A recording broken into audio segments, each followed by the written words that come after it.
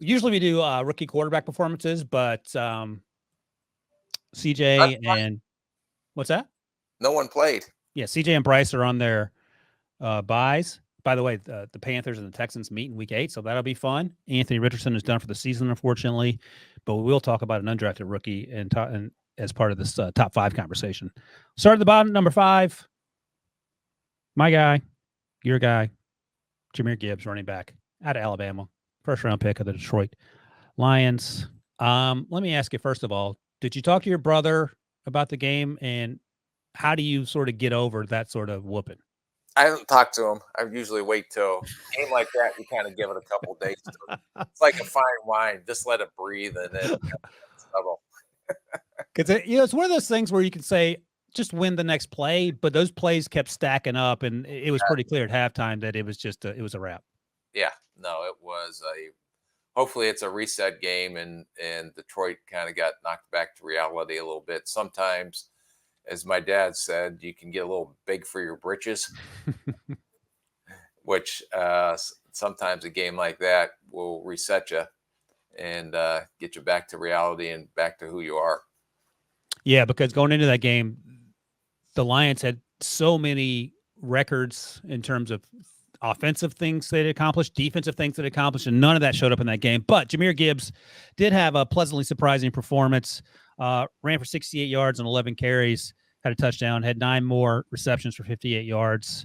I thought he played pretty well. He showed, all the things we talked about. He's incredibly twitchy. If you let him get to the second level and there's not a linebacker within 2 yards of him, that's going to be a problem for the defense. He can get on the edge. As I watched him make some of these runs, I was thinking, man, what if he were in that in the Dolphins offense? We'd be talking about him the same way we talk about Achane. That's the first thing that popped in my head when he ran for that touchdown. Yeah, right?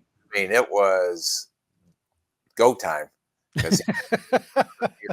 You talk about, I always talk about, can a guy go from 0 miles per hour to 60? Ooh. This guy can do that. And 9 catches is pretty good for a running back, even though it was garbage time. But he can catch the ball. Hopefully, they seen what he can do. Now he's healthy because he was dealing with a hamstring and missed the last 2 games with a hamstring injury. But now that he's gone and he's got pretty good tape from this past game, even though they got their arses whooped pretty good, that when Montgomery comes back, that's going to be a pretty good 1-2 combination, and hopefully they'll get him more involved in the offense because I think he needs to be more involved in the offense. Right. And the only reason I mentioned the Dolphins, is because they just threw Achane out there and let him do his thing. Even though in his first game, I think he was inactive the first game. Right, he was. And then he got a few touches second, and then third game they sort of went off. But it's been a slow process, it feels like, with Jahmyr. He had the hamstring, and then now that Montgomery's down, they leaned on him a little more. So maybe they do involve him more, and I think Jared Goff would be okay with that. Yeah, I would be. Yeah, for sure. All right, number 4 on the list, Josh Downs, day 2 pick out of UNC. And he's stepping up, and he's played really well this season. He's been a security blanket for Anthony Richardson when he's in there, and certainly for Gardner Minshew. They line him up inside and out. And let me ask you this first, because during the spring, I talked to you a lot about these quote-unquote undersized receivers coming out and how you weren't sure if they're going to be able to play outside. But we've seen Josh play outside. We've seen Jordan Addison play outside in the NFL and have some success. Is that a sort of a change we're seeing, or is that just special cases? I think when you see them, look at if they're versus press or not. And a lot of times they'll have the slot at the line of scrimmage and these guys back a step, you know, for formation. So they're not going to get jammed initially right at the line of scrimmage. And then their athleticism, their quickness and speed all show up. And this kid, to me, is the only, well, Pittman can be, but this kid is the only legit speed threat, big play type player that they have at the receiver position for Indianapolis. And that showed up this week. Let me ask you about that, though, because Alec Pierce, the other receiver on that team, ran in the 4.39 or 4.41 at the combine. Stiff. So, again, don't fall in love with combine numbers is what I'm hearing? Stiff. Watch their ability to bend and flex their body. Like, did you see Marvin Harrison Jr., the way he can bend and flex his body? Yeah. Those are the things. Maybe I almost screwed up, but we were pretty good at receivers. Those guys that have those physical traits, but have that upper body flexibility to torque in different ways than an Alec Pierce, who I wasn't a huge fan on, and I didn't think he was going to go as high. And I'm still maybe wrong on him, just like Chase Claypool, just like go back to Michael Floyd. Those guys are big, but they're straight line and they're stiff in their upper bodies. You don't see them do this behind or this or Yeah. and those are the guys to me that, even the kid I hated, I shouldn't say I hated. I don't hate it. You only say that word for my comps. Yes, I do hate your comps, but not for 84 more days. I love it. Yeah. Thank you. Mims, who came out of Baylor, was a Yeah. big straight line, vertical, stiff guy. So what I was Ran seeing, fast, had a great Senior Bowl. when you watch these guys, watch their ability to torque their body in different angles to come up with catches. Yeah, I think you drafted Justin Jefferson. I'm not sure. I'll double check on that. Debo, make sure he did. But you also took KJ Osborne too, right? And Stephon Diggs and a few others. Well, Steph and JJ are those guys are legit, but a lot of people nationally don't talk about KJ Osborne. He's having a fantastic year. Yep, he was a little tighter, but because he's almost like a running back build, so a little different style, but still the strength he has in contested situations is pretty unique. Yeah, and absolutely. I don't know if you've seen the pregame. I was watching the pregame, and what a unique individual he was when they saved that person from the burning car. Oh, no, I didn't see that. It's pretty. It tells you who he is is not only probably an even better person than he is player. Wow, that's a fantastic story. Were you there when that happened? No, it happened this past summer. Oh, okay. I was already fired by then. You were a different kind of fired. Yeah. KJ should have saved you from the burning car. I was going summer scouting school with you.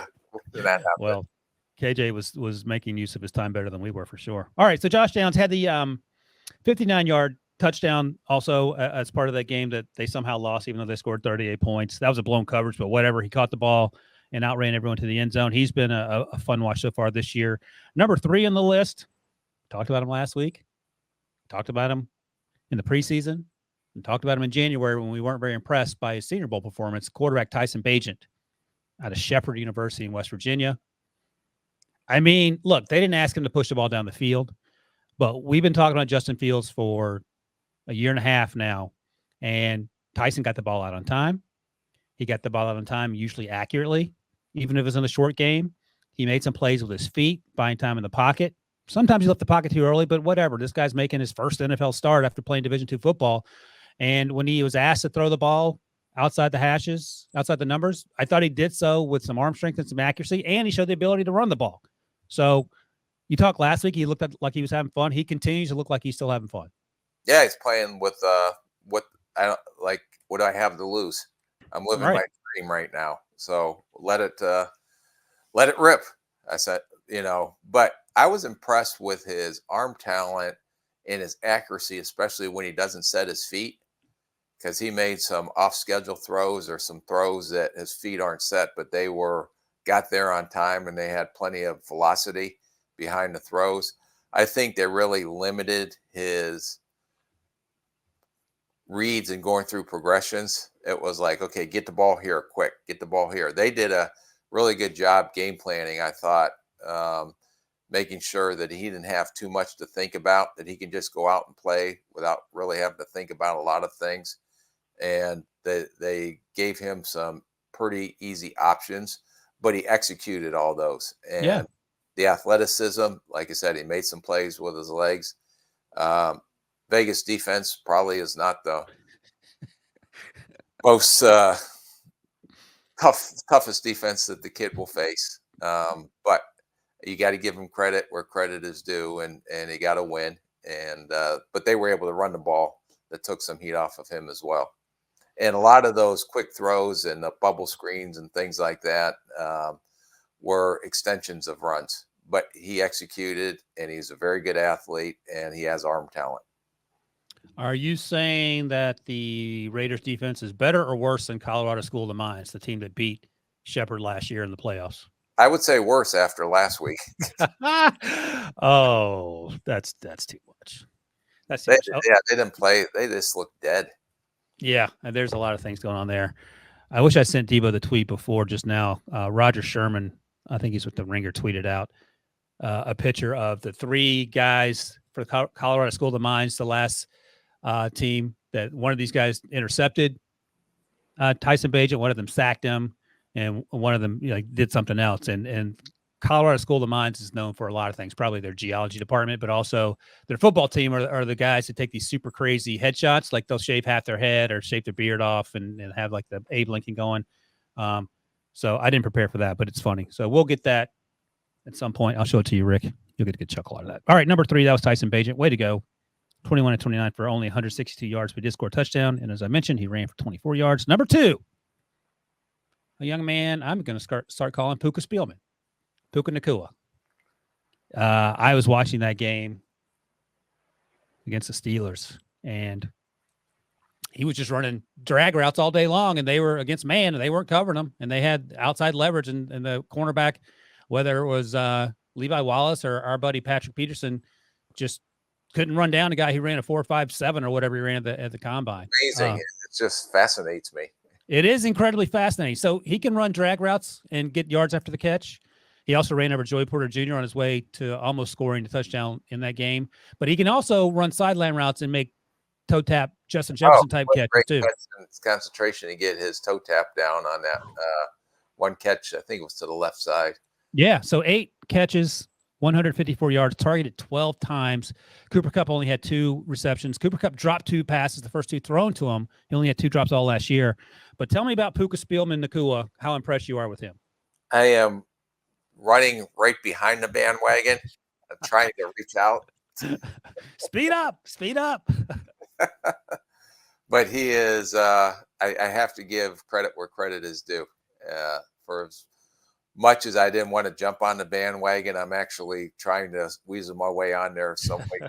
Right now, everybody's kicking me off because I haven't wanted to jump on it early. But he's been phenomenal through these first 7 or 8 games, first half of the season. I just don't understand. Maybe guys still don't respect him on why you just keep letting them play zone coverage and the guy just keeps torturing you. Yeah, every single time. Every single time. Now, I will give Joey Porter Jr. credit. He had him towards the end of the game.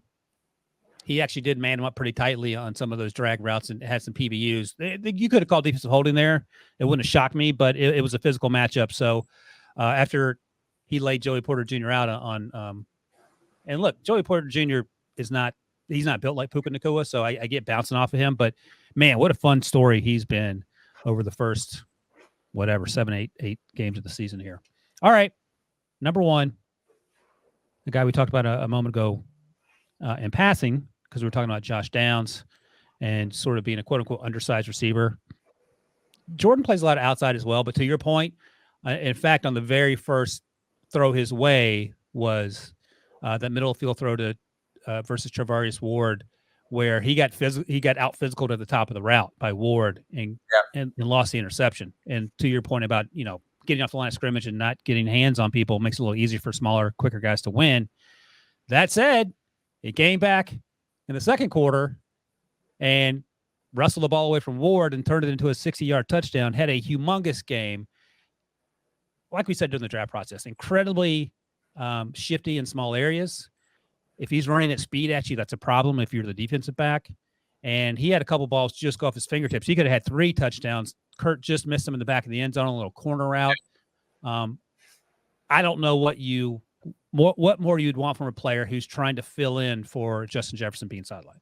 No, and we all knew the ability and coming out in the draft, and they did a great job drafting this kid because he was like that at Pitt. He was like that last year at USC, and everything that you've seen in college is translating to the NFL. The biggest question was the play strength, and the lack of play strength did show up on the first interception that probably should have been a catch.